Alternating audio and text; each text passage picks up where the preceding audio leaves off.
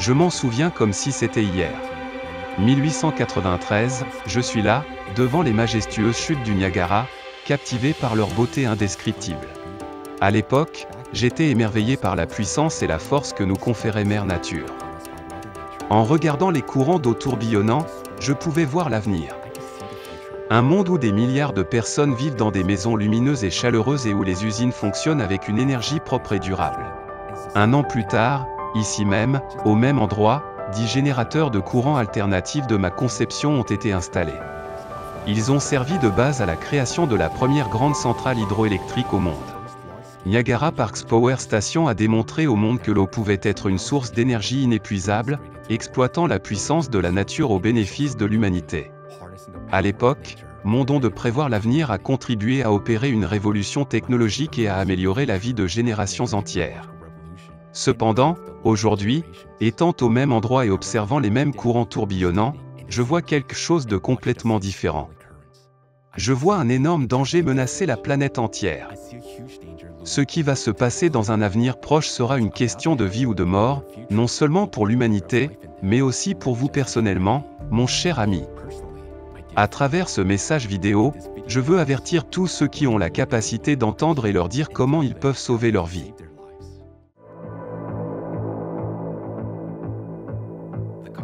Le fleuve Colorado alimente en eau 7 États américains. Le bassin du Colorado est confronté à une méga sécheresse depuis plus de 20 ans, la pire depuis 1200 ans. Ce problème touche désormais au moins 40 millions de personnes. L'approvisionnement global en eau diminue très rapidement. Les experts préviennent que cela pourrait conduire à la formation d'un bassin mort. Il n'y a pas de tempête significative à l'horizon, donc on peut affirmer avec certitude que nous terminerons l'année au sec et que la sécheresse actuelle se poursuivra. Or déjà en janvier 2024, l'état d'urgence a été déclaré à San Diego et à Ventura en raison d'inondations. De nombreuses personnes ont fui pour se mettre en sécurité. Des voitures ont été emportées par des courants d'eau. Le 5 février, une quantité record de précipitations est tombée. 38 millions de personnes en Californie et dans l'Arizona voisin ont été menacées par des inondations. Des coulées de boue destructrices se sont produites. Les vents de force ouragan ont atteint des vitesses de 128 km/h. En 2 jours, 49% des précipitations moyennes annuelles sont tombées. Les réservoirs ont débordé. Après les inondations, les habitants, stupéfaits, fondant en larmes, retiraient les meubles détrempés et boueux de leur maison. Ce jour est devenu le 4e jour le plus pluvieux de la ville en 175 ans. Dans l'ensemble, le nombre total d'anomalies climatiques aux États-Unis au cours de la dernière décennie a augmenté de façon exponentielle. J'ai appris qu'à la suite des inondations de février 2024, les routes de Los Angeles se sont transformées en rivières. 38 millions de personnes en Californie et dans l'Arizona voisin se sont retrouvées en danger. Pouvez-vous imaginer cela, chers descendants? La Californie, l'État le plus sec, est soudainement confronté à des inondations. J'ai cherché plus profondément. Il s'avère qu'il ne s'agit pas d'un cas isolé, les anomalies climatiques survenues aux États-Unis ces dernières années sont trop nombreuses pour être énumérées. La situation s'aggrave sous vos yeux. Il semblerait que vous souhaitiez ne pas le voir. Certains d'entre vous pourraient se demander, comment vont les choses dans le reste du monde, par exemple en Europe? Ce chaos climatique ne se produit-il qu'ici?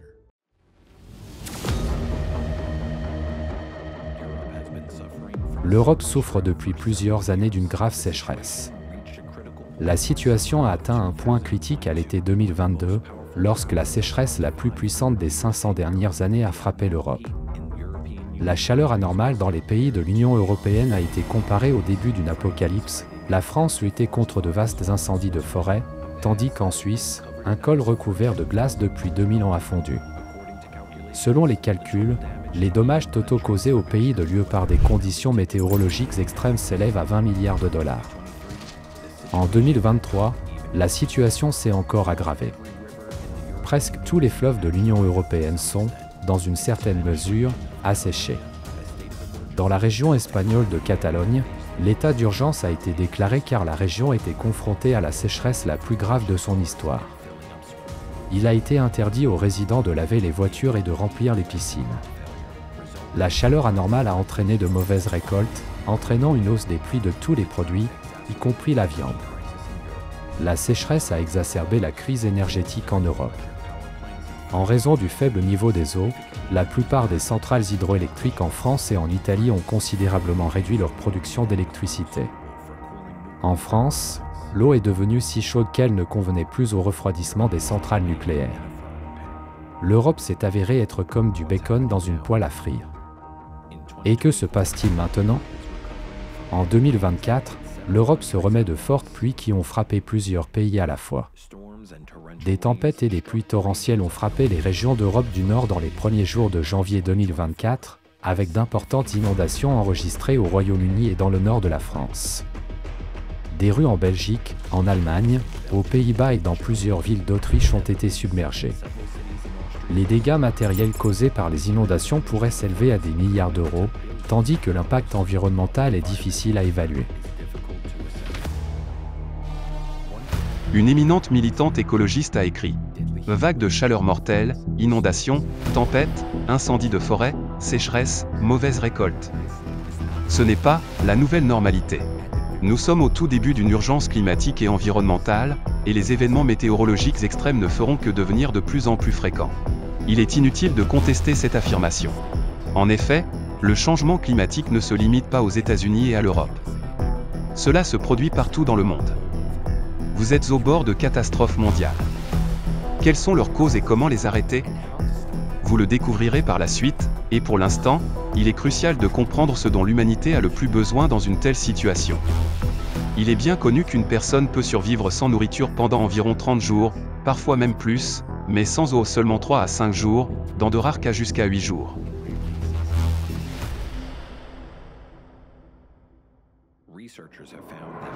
Les chercheurs ont découvert que plus de la moitié des plus grands lacs et réservoirs du monde contiennent désormais moins d'eau qu'il y a 30 ans. Moins d'eau dans les lacs et les rivières signifie moins d'eau pour la consommation par l'être humain, ainsi que pour l'irrigation et l'usage industriel. Les faibles niveaux d'eau compliquent la production d'électricité. Les inondations qui font suite à des sécheresses prolongées n'améliorent pas la situation. L'eau ne peut pas être absorbée par un sol sec. Elle coule comme si elle glissait sur la glace, emportant tout sur son passage, provoquant inondations, coulées de boue et glissements de terrain. Selon les estimations les plus prudentes, plus de 40% de la population mondiale vivra dans des régions confrontées à une pénurie d'eau d'ici 2030. L'approvisionnement en eau dans les grandes villes sera limité et sa qualité se détériorera régulièrement. Les épidémies vont réapparaître, ramenant des maladies médiévales. La crise de l'eau entraînera des pénuries alimentaires. Cela provoquera d'importantes migrations de population. Les gouvernements s'effondreront comme des châteaux de cartes. Les régions disposant de ressources en eau se fermeront à l'intérieur de frontières sans rapport avec les frontières nationales. Certains pays se noient, tandis que d'autres s'assèchent. Et certains passent de l'assèchement à la noyade.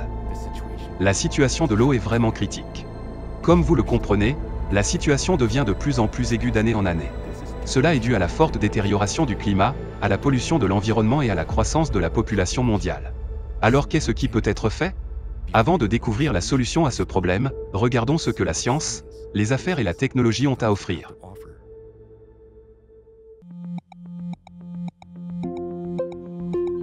Les grands lacs d'Amérique. Ils contiennent environ 18% des réserves mondiales d'eau douce. Certains experts et responsables ont lancé l'idée de déplacer l'eau des grands lacs vers le fleuve Colorado, autrement dit d'assécher les grands lacs. Cependant, ce projet se heurte à 3 problèmes principaux. Premièrement, sa mise en œuvre nécessiterait un pipeline en amont d'environ 1600 km de long, soit plus long que tout autre pipeline d'eau jamais construit. Combien cela coûterait-il? Deuxièmement, les canalisations transportant l'eau potable nécessitent un entretien régulier. Sans cela, des bactéries et des virus nocifs prolifèrent dans le pipeline. 80% de toutes les maladies dans le monde sont liées à une qualité d'eau potable insatisfaisante et à des violations des normes d'assainissement et d'hygiène de l'approvisionnement en eau. Troisièmement, une détection et des réparations continues des fuites sont nécessaires. En Amérique du Nord, en raison de fuites dans le système d'approvisionnement en eau, 20 à 50% de toute l'eau douce est perdue. À Jackson, la capitale du Mississippi qui compte environ 170 000 habitants, la réparation du système d'approvisionnement en eau pourrait coûter entre 1 et 2 milliards de dollars. Alors que les dépenses nationales pour la réparation du système d'approvisionnement en eau dépasseront 1000 milliards de dollars. Environ 70% de l'eau douce sur Terre est contenue dans les glaciers, la quasi-totalité étant située en Antarctique. À partir de la fin du 19e siècle, on a tenté de remorquer de petits icebergs depuis les côtes sud du Chili vers le nord. Au XXe siècle, cette idée a été activement poursuivie par l'océanographe John Isaacs. En 1949, lors d'un séminaire à la Scripps Institution of Oceanography, il présenta un projet visant à remorquer des icebergs de l'Antarctique jusqu'à la région du sud de la Californie. Isaacs prévoyait de remorquer un bloc pesant 8 milliards de tonnes jusqu'à San Diego en 200 jours. S'appuyant fortement sur les courants océaniques favorables, il prévoyait d'utiliser 6 remorqueurs océaniques d'une puissance totale de 80 000 chevaux. Pendant de nombreuses années, Isaacs a présenté de nouvelles propositions pour ce projet, mais celui-ci n'a jamais dépassé les discussions. À ce jour, personne n'a encore compris comment préserver la glace lors du remorquage dans l'océan chaud. Certains, experts, ont calculé qu'un arbre sain nécessite près de 42 000 litres d'eau par an. Ils soutiennent que les arbres, inutiles, consomment beaucoup d'eau, ce qui signifie que moins d'eau pénètre dans nos eaux souterraines. Ces spécialistes proposent d'abattre la moitié des arbres des forêts nationales pour libérer davantage d'eau. Mais il y a un problème. Les forêts constituent le fondement des écosystèmes de la Terre. Si nous supprimons les forêts, la planète périra. C'est comme essayer de se débarrasser des pellicules en enlevant la tête. 97% de toute l'eau de la planète se trouve dans les mers et les océans. Pour en obtenir de l'eau potable, il faut éliminer le sel et filtrer les impuretés. L'idée semble simple et directe, mais son application généralisée pose 2 problèmes. Le premier problème est que pour chaque gallon d'eau dessalée, il reste environ 2 gallons d'eau hypersaline. Presque toujours, cette eau est rejetée dans l'océan. Dans les zones où cette eau est rejetée, la vie marine périt. Avec une application généralisée, cela entraînerait la mort de toute la vie marine dans l'océan. Le deuxième problème est celui des pipelines, des milliers de kilomètres de nouveaux tuyaux depuis l'océan jusqu'au consommateur, avec toutes les conséquences qui en découlent. En outre, il est possible que de forts tremblements de terre à proximité de la faille de San Andreas endommagent les pipelines. Cela conduirait à une catastrophe, laissant un grand nombre de personnes sans source d'eau primaire. Telles sont les principales méthodes proposées aujourd'hui par vos spécialistes pour résoudre le problème de la pénurie d'eau. Comme nous pouvons le constater, il n'existe pas de solution parfaite. Malheureusement, ce ne sont pas toutes les difficultés. Il est temps de parler du deuxième problème lié à l'eau. Oui, c'est le deuxième problème mondial de l'eau auquel l'humanité est confrontée. Même si nous obtenons de l'eau des icebergs ou des grands lacs, chaque litre de cette eau contiendra environ 240 000 particules de micro- et nanoplastiques. La pollution microplastique a touché la planète entière. Les scientifiques ont découvert des microplastiques dans les nuages, les eaux souterraines, les glaciers du Groenland et de l'Antarctique, au sommet de l'Everest et dans la partie la plus profonde de l'océan, la fosse des Mariannes. Toute la profondeur de l'océan est littéralement imprégnée de microplastiques. On l'a trouvé dans tous les échantillons d'eau des océans. Il est vraiment préoccupant de constater que nous trouvons des microplastiques dans chaque échantillon, des zones côtières aux régions les plus reculées de l'océan, a déclaré Victoria Fulfé. Selon les estimations des Nations Unies, le nombre de minuscules particules microplastiques dépasse aujourd'hui le nombre d'étoiles dans notre galaxie. Et c'est déjà présent partout, dans l'air, l'eau et le sol. Aujourd'hui, jusqu'à 25 millions de tonnes de micro- et nanoplastiques sont transportés chaque année sur des milliers de kilomètres par l'air océanique, la neige, les embruns et le brouillard, tout en traversant des pays, des continents et des océans. Les microplastiques présents dans l'environnement augmentent, mais aucune mesure efficace n'est prise pour les éliminer. Entre-temps, les microplastiques ont déjà été dans le corps humain, dans le sang, le cœur, les poumons, le cerveau, le placenta et même le lait maternel. D'après ce que j'ai compris, il y a actuellement du plastique, des microplastiques et des nanoplastiques partout, sur toute la planète. Malheureusement, la science de votre époque n'a pas trouvé de moyens efficaces pour nettoyer la biosphère de ce fléau. Pendant ce temps, La quantité de plastique dans les océans augmente de 8 à 10 millions de tonnes chaque année. Le volume de ces émissions augmente avec la croissance démographique. Quelles implications cela a-t-il pour vous au milieu des catastrophes qui ont commencé dans le monde entier, et comment y remédier? Avant tout, il est important de comprendre ce qui se passe réellement avec le climat et pourquoi.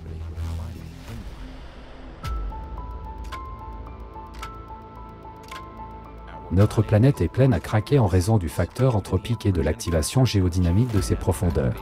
Des tremblements de terre, des inondations massives, des incendies de forêt dévastateurs, des sécheresses incessantes, des glissements de terrain, des cyclones et des tempêtes ont frappé le monde entier, coûtant la vie à des dizaines de milliers de personnes et forçant des centaines de milliers de personnes à quitter leur domicile. Aujourd'hui, cela concerne tout le monde. Il n'y a plus d'endroit sûr sur Terre. Les changements sur la planète auxquels nous assistons actuellement. Une forte hausse des températures et la fonte des glaciers. Activité volcanique accrue. Une augmentation du nombre et de la force des tremblements de terre. La dérive des pôles magnétiques et l'affaiblissement du champ magnétique se produisent tous les 12 000 ans en raison de l'influence de processus cosmiques externes. En raison de cette influence, le noyau de notre planète se réchauffe, déclenchant une réaction en chaîne de changements catastrophiques à travers la Terre. Ceci est confirmé par l'étude de la géochronologie des dépôts du Quaternaire, la recherche sur les carottes de glace, l'horizon découvert du Slow et bien plus encore. Au cours du cycle précédent, il y a 12 000 ans, les températures mondiales avaient grimpé de 15 degrés Celsius. Au cours de plusieurs décennies, la plupart des glaciers ont fondu, des inondations catastrophiques, des tsunamis et des tremblements de terre ont commencé. Certaines régions de la Terre ont été complètement submergées sous l'eau en raison de l'intense montée du niveau de la mer. Cependant, après cela, il y a eu un refroidissement tout aussi brutal. À chaque cycle, il y avait une dérive des pôles. Le champ magnétique terrestre s'est affaibli de 8 à 10 fois. L'affaiblissement du champ magnétique a entraîné une augmentation du rayonnement cosmique. Les éruptions volcaniques ont touché toutes les régions du monde. Il y a 12 000 ans, des catastrophes ont entraîné l'extinction massive de la mégafaune et un fort déclin de la population humaine. Mais c'était un petit cycle. Nous entrons maintenant dans un système plus grand, beaucoup plus puissant. Le fait que vous regardiez ce film en ce moment suggère que notre planète a traversé le cycle climatique précédent de manière relativement fluide. Il n'a pas péri, tout comme lors de tous les cycles précédents depuis sa formation. La stabilisation du climat a toujours été assurée par l'océan. L'océan dissipait la chaleur de l'intérieur de la Terre vers l'espace. Le cycle actuel pourrait être le dernier en raison de votre influence anthropique. Comprenez-vous ce que vous avez fait? Dans 100% des échantillons d'eau prélevés à différentes profondeurs, des micro- et nanoplastiques étaient présents. En conséquence, l'océan a cessé de remplir sa fonction principale. Au lieu d'être un climatiseur, il s'est transformé en chauffage. La chaleur reste désormais à la surface de la Terre. Cela déclenche une augmentation du nombre et de l'intensité des catastrophes. Tu ne vois pas ça? Ou tu ne veux pas? Alors écoutez ce que les scientifiques en disent. Nous avons commencé à faire quelque chose auquel personne n'avait jamais pensé auparavant, produire des hydrocarbures synthétiques que nous appelons plastique. Avant nous, il n'y avait pas de plastique dans l'océan. Et à partir des années 1950, tout le plastique produit sur la planète finissait tôt ou tard dans les océans. Étant donné que le plastique ne se biodégrade pas et ne se décompose pas dans l'environnement, il reste tel quel et une partie importante de celui-ci se décompose simplement en minuscules particules appelées micro- et nanoplastiques. Ces particules imprègnent toute la profondeur de l'océan.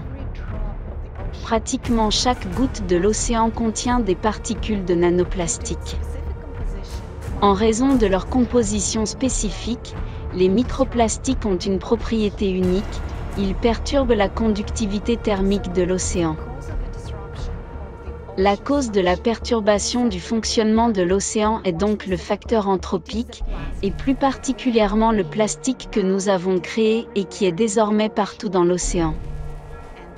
Et au lieu d'évacuer la chaleur, l'océan est devenu comme une épaisse couverture pour notre planète. Et c'est précisément la planète qui a besoin d'être refroidie. Réchauffement anormal des océans, quelles sont les implications pour nous? À mesure que la température de l'eau de l'océan mondial augmente, l'évaporation de l'humidité s'intensifie. En s'évaporant, il enlève l'énergie thermique de l'océan. Lorsque l'air humide atteint les couches plus froides de l'atmosphère, la vapeur d'eau se condense, c'est-à-dire qu'elle redevient de l'eau, formant des nuages et finalement de la pluie. Comme il y a plus d'humidité dans l'atmosphère, les pluies se transforment en averses anormales. Paradoxe, s'il y a plus d'eau dans l'atmosphère, pourquoi la moitié de la planète souffre-t-elle de sécheresse? La raison en est qu'en raison du réchauffement des océans, l'atmosphère se réchauffe également. Plus l'air est chaud, plus il peut retenir l'humidité. L'humidité s'évapore et reste longtemps piégée dans l'atmosphère. L'eau ne retourne pas sur Terre sous forme de précipitations pendant une période prolongée, ce qui entraîne des sécheresses prolongées. Finalement, lorsque l'atmosphère devient saturée d'humidité au point qu'elle ne peut plus la retenir, de fortes précipitations se produisent. C'est la raison de l'augmentation simultanée des sécheresses et des inondations extrêmes dans le monde. C'est précisément l'océan chaud et l'atmosphère chaude et humide qui augmentent le pouvoir destructeur des ouragans. L'eau qui se condense dans l'atmosphère libère dans l'air toute la chaleur accumulée qui a été absorbée lors de l'évaporation. Cette chaleur devient la principale source d'énergie des cyclones tropicaux. Lorsque le vent, l'eau et la chaleur se réunissent, ils acquièrent un pouvoir terrifiant et dévastateur. Et nous sommes actuellement témoins d'exemples de tels événements anormaux. Freddy est devenu le premier cyclone tropical de l'hémisphère sud à subir cette cycle distinct d'intensification rapide. L'ouragan Otis a choqué les climatologues. En moins de 12 heures, il est passé d'une tempête tropicale ordinaire à un ouragan de catégorie 5, la catégorie la plus élevée. En d'autres termes, le niveau est monté de 5 niveaux en seulement une demi-journée. Cela n'a jamais été observé auparavant. Avec la tendance actuelle au réchauffement des océans, il n'y aura bientôt plus d'endroits sûrs sur Terre. Les sécheresses, les inondations et les ouragans des années à venir pourraient rendre la vie sur la planète insupportable. Pour vous aider à mieux comprendre comment cela fonctionne, laissez-moi vous expliquer le mécanisme de déstabilisation climatique. C'est très simple. Même un enfant peut le comprendre. Ainsi, l'intérieur de la Terre est chauffé plus intensément depuis le noyau en raison de facteurs anthropiques. L'échauffement du noyau est provoqué par l'influence cosmique externe à laquelle la planète est exposée tous les 12 000 ans. L'intensité croissante des ouragans, des précipitations et des sécheresses n'est qu'un début. La Terre commencera à être exposée directement aux rayons cosmiques d'ici la fin de 2024. L'océan que vous avez pollué ne peut pas faire face à la dissipation thermique, l'escalade des catastrophes est donc en avance sur le calendrier. À une telle échelle, cela se produit pour la première fois dans toute la vie de la planète. Si la situation des océans ne s'améliore pas, des catastrophes élimineront toute vie de la surface de la Terre. Il ne vous reste que quelques années avant d'atteindre le point de non-retour. Que se passe-t-il ensuite? Selon les calculs de vos scientifiques, il existe une forte probabilité qu'en 2036, en raison d'une surchauffe de l'intérieur de la Terre, le manteau fonde, provoquant une percée dans la fosse des Mariannes. L'eau se précipitera à l'intérieur de la Terre, ce qui pourrait provoquer une explosion, faisant perdre à la Terre son atmosphère et périr. Et maintenant, l'essentiel, vous avez la possibilité d'arrêter les catastrophes et d'empêcher la disparition de la planète. La mise en œuvre de générateurs d'eau atmosphérique permettra de gagner du temps pour résoudre cette tâche critique. Regardez ce que les inventeurs de cette technologie en disent. Comment fonctionne la technologie de production d'eau atmosphérique? Et l'eau s'évapore chaque jour de tous nos océans, mers et lacs. Lorsqu'il atteint une certaine hauteur au-dessus d'un certain point, il descend en dessous du point de rosée et devient un nuage. Et puis, bien sûr, le vent souffle sur ce nuage. Lorsqu'elle descend en dessous du point de rosée, elle se transforme en pluie et change à nouveau d'état. Nous ne réinventons pas la roue, d'accord? Pour le moment, il y en a 2, 3 si l'on considère le mélange de 2 méthodes, en réalité, pour obtenir de l'eau à partir de l'air. La première consiste à utiliser un médium. Donc, comme un filet ou un déshydratant que vous faites passer dans l'air, et en gros, soit il l'absorbe, soit il force la condensation à travers cela. Et l'autre consiste essentiellement à abaisser la température de l'air jusqu'au point de rosée afin que l'eau se condense naturellement. C'est la technologie qui peut créer de l'eau n'importe où. Parce que la technologie est utilisée de cette manière. Cela crée. Le chauffage et le refroidissement créent de la condensation. Ainsi, Que ce soit dans la vallée du Diable au Nevada ou dans le désert du Sahara, nous pouvons toujours y produire de l'eau. Nous pouvons donc produire de l'eau n'importe où sur la planète. De par la façon dont la machine est conçue, l'air qui entre dans la machine est d'abord filtré. L'humidité est condensée à partir de l'humidité présente dans l'air. Ainsi, la seule chose que recherche la machine est la molécule H2O, qui est plus petite qu'un morceau de microplastique. La filtration enlève tout.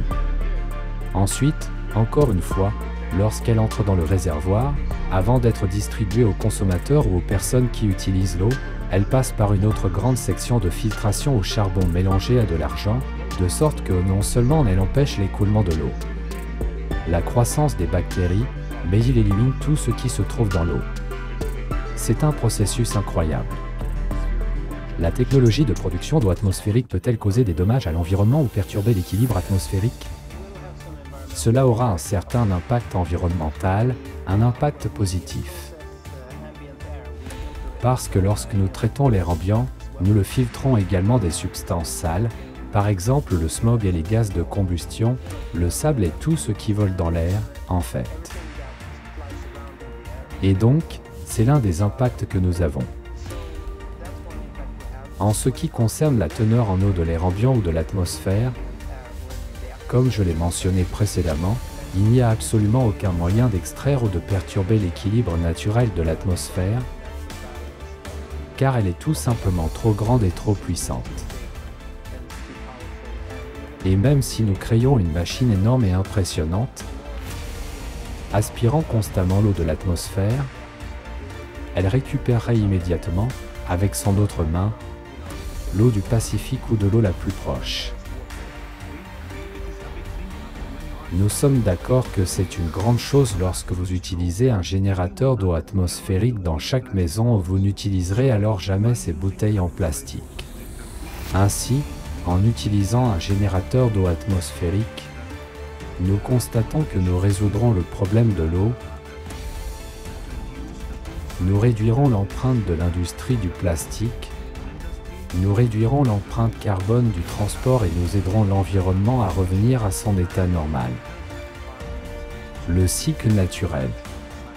Certains scientifiques ont calculé que pour chaque degré d'augmentation de l'atmosphère, sa teneur en eau augmente d'environ 7% ou quelque chose comme ça. Il n'y a donc absolument aucune crainte que nous soyons un jour à court d'eau dans l'atmosphère. Donc, je veux dire, c'est un système totalement ultra durable et il est beaucoup plus rapide que l'extraction des eaux souterraines, par exemple, car cela prend des années à se remplir, car l'eau doit s'écouler. Mais quand il s'agit de l'atmosphère, c'est dans l'atmosphère, c'est en contact immédiat avec la surface de la Terre. Nous pouvons donc extraire l'eau de notre choix. Les générateurs d'eau atmosphérique extraient l'excès d'humidité de l'atmosphère, qui s'accumule en raison de la hausse des températures sur la planète.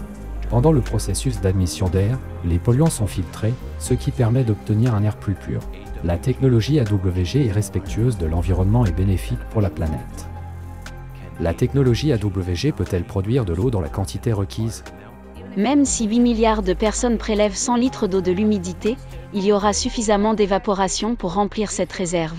Et c'est ce que nous devrions chercher à faire. Et c'est propre? Non. Et c'est accessible partout et à tous.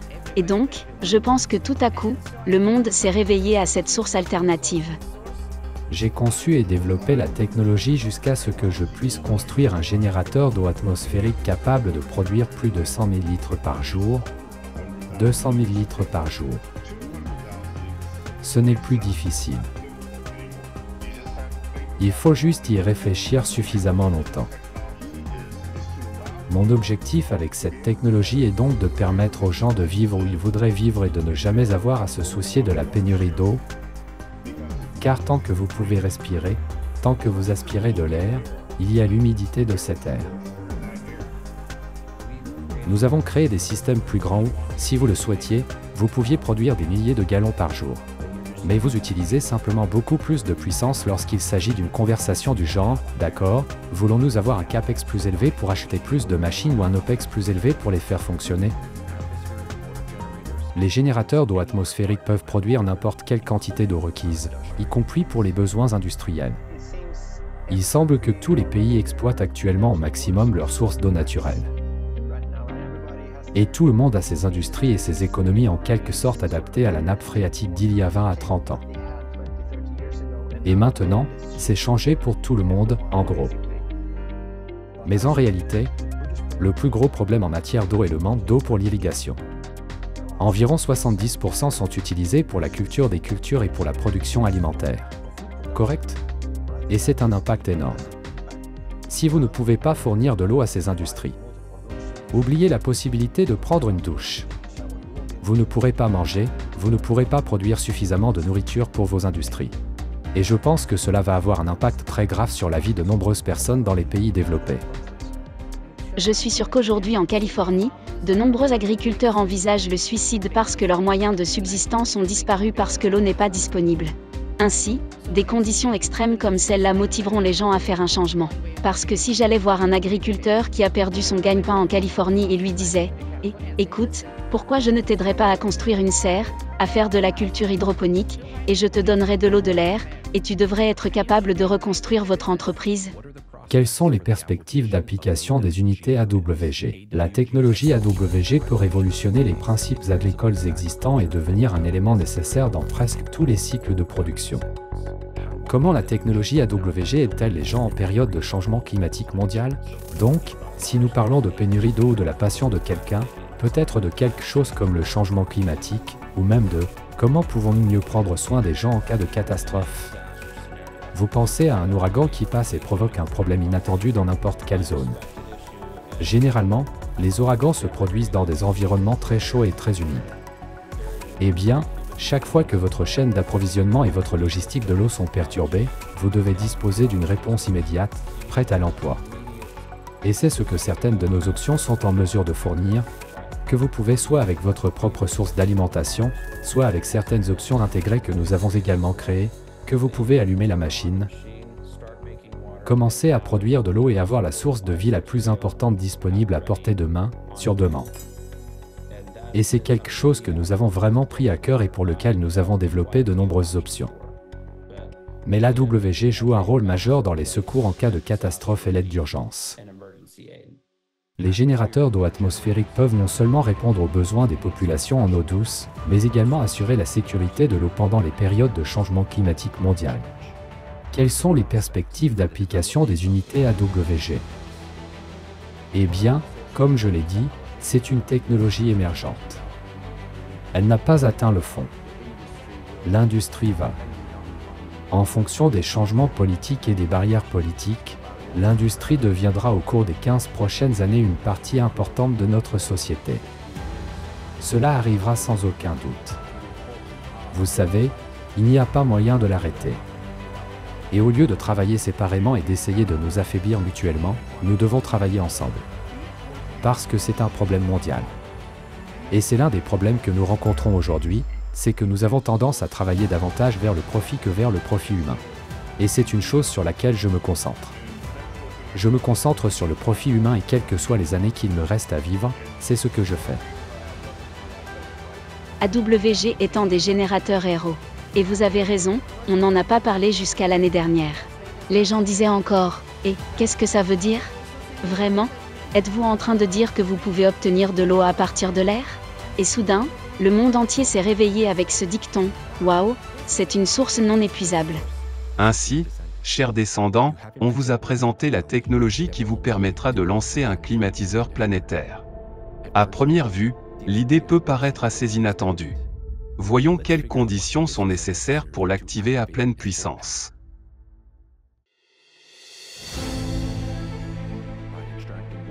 En extrayant l'humidité de l'air, nous stimulons l'évaporation. Parallèlement à l'évaporation, les micro- et nanoplastiques remontent de la surface. Les générateurs d'eau atmosphérique filtrent l'eau et en éliminent toutes les impuretés. Avec une utilisation massive, les générateurs d'eau atmosphérique deviennent un filtre artificiel intégré au cycle de l'eau de la planète. Après quelques années d'utilisation active des générateurs d'eau atmosphérique, l'océan et l'atmosphère seront nettement plus propres. L'océan recommencera à libérer de la chaleur dans l'atmosphère, et de là, elle se dissipera dans l'espace. Cela atténuera les effets destructeurs des catastrophes. De plus, avec une évaporation intense, l'océan se refroidit. Il fonctionne de la même manière qu'un réfrigérateur domestique. L'adoption généralisée de générateurs d'eau atmosphérique refroidira l'atmosphère et la rendra moins humide. En conséquence, la force des ouragans et des tempêtes diminuera et la quantité de précipitations extrêmes diminuera. Cela sauvera des millions de vies et évitera des pertes de plusieurs milliards de dollars. La technologie des générateurs d'eau atmosphérique est vitale pour la survie de chacun, mais elle présente un point faible, la consommation d'énergie. Les fabricants se demandent comment rendre leur système plus rentable et économiquement rationnel. Ils y installent des panneaux solaires. Cela fonctionne pour les petits générateurs d'eau atmosphérique, mais à l'échelle industrielle en période de changement climatique global, cette solution n'est pas assez efficace et parfois trop vulnérable. Nous avons besoin d'une source d'énergie alternative, puissante, respectueuse de l'environnement et, surtout, peu coûteuse. Et que faisons-nous? Nous ne faisons pas vraiment autre chose, si vous y réfléchissez. Nous convertissons l'énergie cinétique en énergie électrique. Et comment fait-on cela? En développant simplement un convertisseur basé sur un matériau qui n'existe que depuis quelques décennies, quelques années pourrait-on dire. C'est ce qu'on appelle le graphène. Nous constatons que nous avons différents matériaux avec deux comportements vibratoires différents, le silicium et le graphène vibrant 100 fois plus fort et en raison des comportements vibratoires différents de ces matériaux et uniquement grâce à cela, cette technologie fonctionne. C'est ce qu'on appelle un matériau bidimensionnel. Et nous avons ce matériau tridimensionnel derrière et devant et le matériau bidimensionnel essaie de bouger et libère des impulsions. Et puis nous revenons déjà à une physique tout à fait normale. Ce que les physiciens appellent la diffusion oblique, en ce qui concerne les électrons. Et puis il s'agit simplement de diriger les électrons dans une direction. Pour cela, sans être trop technique pour le moment, les surfaces sont dopées. Le résultat est que les électrons commencent à circuler dans une direction. Et cela signifie l'électricité. Et cette façon de générer de l'énergie grâce au comportement vibratoire du carbone, qui est un procédé breveté, est ce qu'on appelle un sandwich au graphène.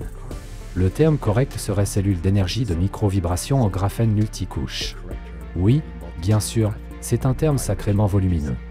Nous avions l'habitude d'appeler cela l'énergie des neutrinos. Nous avons fait face. Beaucoup de résistance, car la plupart des gens ont dit que ce sont des fous qui veulent capturer les neutrinos.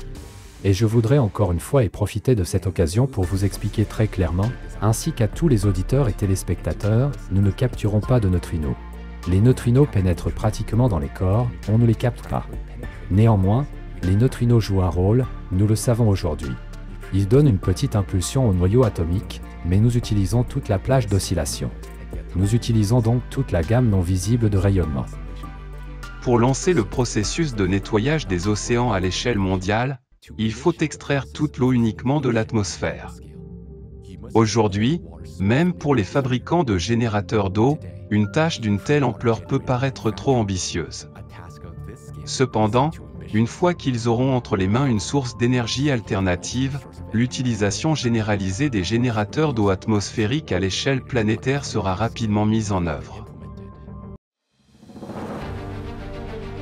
La première étape à franchir est de passer complètement aux générateurs d'eau atmosphérique et de cesser de puiser l'eau des sources de surface et souterraines. Les générateurs d'eau atmosphérique peuvent produire des quantités suffisantes d'eau nécessaires à la fois à des fins potables et industrielles.